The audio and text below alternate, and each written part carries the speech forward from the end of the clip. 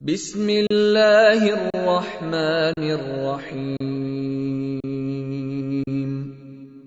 শুরু করছি আল্লাহর নামে, যিনি পরম করুণাময়, অতি দয়ালু। قل أعوذ برب الناس বলুন, আমি মানুষের প্রতিপালকের নিকট আশ্রয় প্রার্থনা করছি। ملك الناس মানুষের একচ্ছত্র অধিপতির নিকট, إله الناس মানুষের উপাস্যের কাছে।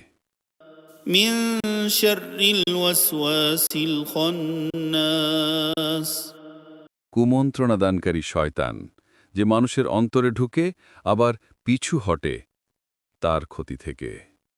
الذي يوسوس في صدور الناس যে মানুষের অন্তরে কুমন্ত্রণা দেয়, من الجنة والناس সেই কুমন্ত্রণাদানকারী জিন জাতির মধ্য থেকেও আসতে পারে, আবার মানুষের মধ্য থেকেও। সংক্ষিপ্ত তাফসির